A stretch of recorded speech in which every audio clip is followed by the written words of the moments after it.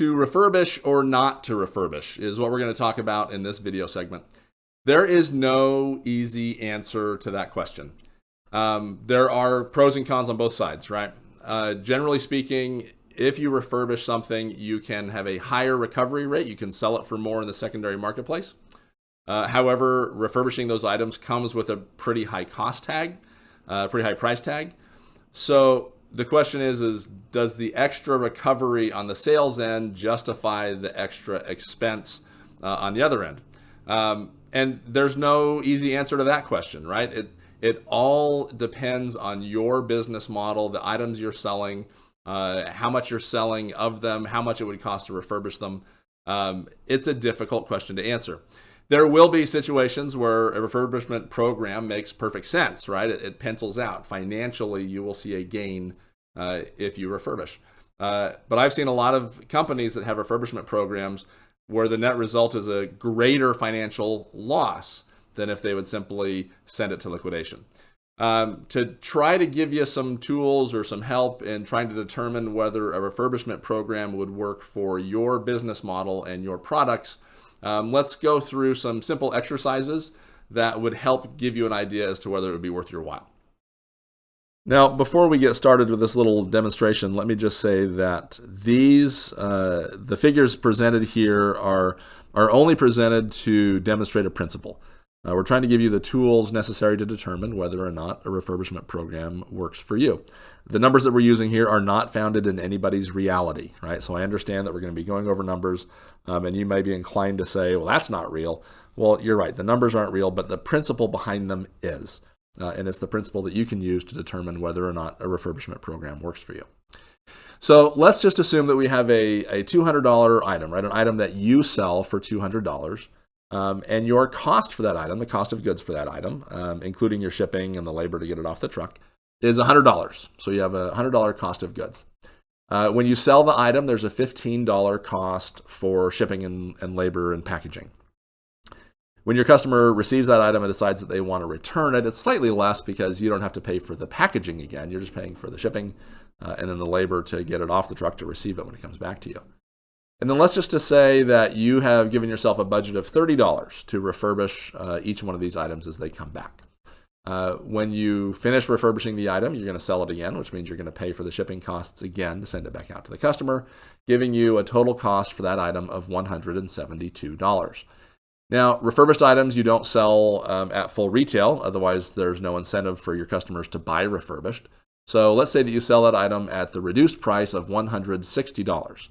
That means you have a total profit for that item of negative $12. You've lost $12 for that item.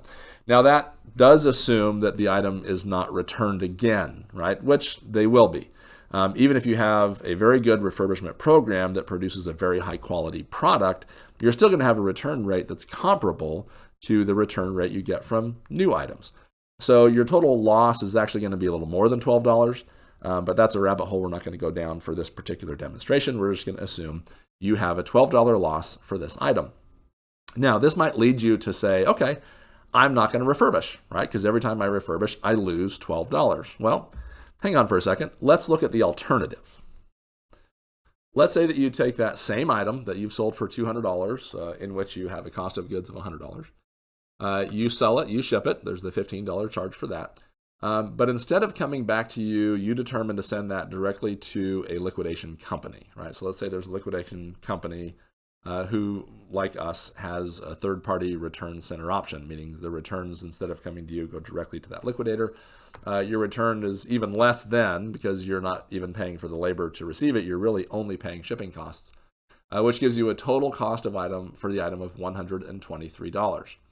Now, you're not going to get as much from a liquidation company as you would get from selling a refurbished item. So let's say you have a contract with your liquidation company to get 35% of the cost of the item as a recovery rate. That means that you would have a liquidation recovery of $35 for this item. That means that your total loss on this item is $88, right? You have a net profit of negative $88 for this item, which is a significant difference. $76 more that you lose on each item by sending it directly to liquidation rather than refurbishment. So at this point, you may be going, oh, well, clearly I do need to refurbish, because if I refurbish, I lose $76 less than I would if I sent it to liquidation. Well, hang on, we're not quite done analyzing, so let's look a little bit further. Let's assume that you sell 100 units annually. So if you take your savings of $76 per unit, multiply that by the 100 units that you sell annually, you would have an annual projected savings of $7,600 if you would refurbish over liquidate for this particular item. The assumption is that you don't have a refurbishment program currently, so you would have to start one. There is a fairly significant price tag associated with starting a refurbishment program. There always is. Everybody thinks they can do it very, very inexpensively, but rarely, actually, I've never seen one that's been started inexpensively. So let's assume that you've got a cost conservatively of $20,000 to start a refurbishment program. Well, that means for this particular item, it's going to take you 2.63 years, right, or about 2 years, 8 months, to get your money back. So your return on investment is almost 3 years. So now you've got to ask yourself some questions, right, to determine if it's worth, if that 3 years is worth that $20,000 investment. So you start with, what's the life cycle of the item, right? Are you still selling it in 2 years, 8 months? Is this something that's on its way out, and in the next 6 to 12 months or 12 to 24 months, you've taken it out of your inventory? Is this a steady item that you'll be selling forever? Is it a new item that's on its way up? Something that you have to consider. Are you still selling 100 units of them 2 years, 8 months from now? Are you selling less, right? Is your sales projection for this item declining over the coming years? Is it increasing over the coming years, or do you anticipate it staying steady? Are you still selling it for $200 in 2 years, 8 months? Is the price going to have to go down so that you can stimulate your sales to keep the sales going? Is this a new item that's now trending in the marketplace and your price is actually expected to grow over the next 2 years, 8 months? It's very possible. But these are all things that you need to consider, projections you need to make to determine if that $20,000 or whatever the refurbishment program startup costs are worth it, right? Another thing to consider that can reduce the per item refurbishing costs is, do you have other items to refurbish, right? Rarely does any company ever start a refurbishment program for only one item. Usually companies have a whole array of items that they're selling.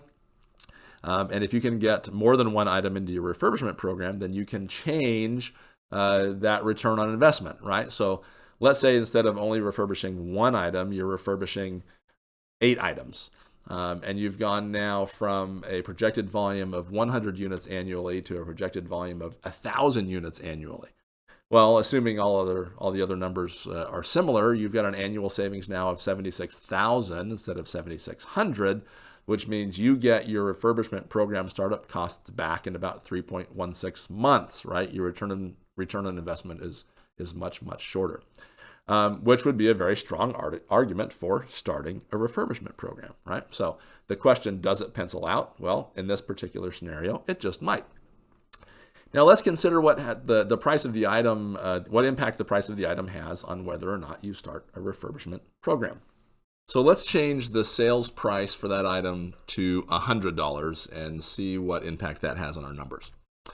At $100 with a landed cost of $50, your total cost of that item is now $122. If you sell that item at the same percentage of a discounted rate of $80, you now have a total loss on that item of $42, which is significantly more than the $12 you had before. If you look at the numbers of sending that item directly to liquidation, you see that the loss on liquidation is $55.50. The difference between the two programs is now only $13.50, so it's gotten much, much closer. And you can see that, again, if this is the only item that you're refurbishing, your return on investment has now grown to 14.81 years, which is probably a great argument for not doing a refurbishment program on that lone item. So let's chase this down this path just a little bit farther, and let's say that you are selling an item for only $50. If we look at the numbers for that one, your $50 item has presumably a $25 cost, which gives you a $97 total cost of that item if you send it through the refurbishment program. That brings your loss from the $42 to $57. If you look at the liquidated loss for that item, you're only losing $39.25. That means that at this price point, refurbishing that item results in a much higher loss than sending that item through to liquidation. So liquidating that item would give you a net gain of $17.75 per item sent through liquidation rather than refurbished. And this is something that almost every company, I should say almost every company that I've ever done business with, that has a refurbishment program does, right? They try to determine where is the price point where it no longer makes sense to refurbish an item. Anything below that price point immediately gets sent to liquidation because it just doesn't make sense to refurbish it. Even if they can refurbish it and sell it, they're still losing more money that way than they would be by sending it straight to liquidation. Anything over that price point just goes to the refurbishment program, so they can refurbish it and lose less money by doing that. Again, if you are a company that doesn't have any items that you can sell for a high enough value to make it all pencil out, well, then it probably makes sense to not have a refurbishment program. But again, it's going to take this kind of analysis, this kind of projection analysis to determine if a refurbishment program is right for you.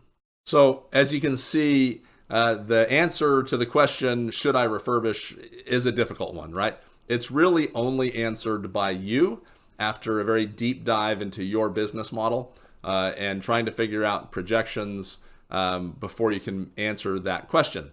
However, there's a couple of things you need to consider if it does pencil out, right? So let's say that you've gone through this exercise, you believe that a refurbishment program pencils out, it produces a financial net gain to your bottom line. There's a couple of other things that you should probably stop and consider first. One is product liability, right? If you're the manufacturer and the seller, right? So if you're manufacturing the products that you sell, all of the product liability already lies with you. So a refurbishment program doesn't really increase your exposure to product liability. However, if you're not the manufacturer and you are a distributor or a reseller of a product that somebody else manufactures, and you refurbish that product and then put it out for sale as refurbished, it's possible that you would then be transferring all of the product liability from the manufacturer to yourself because you have done something to that item, right? So it's possible that you're going to significantly increase the risk exposure that you have due to product liability. Now, is that enough of an increase to dissuade you from doing the program?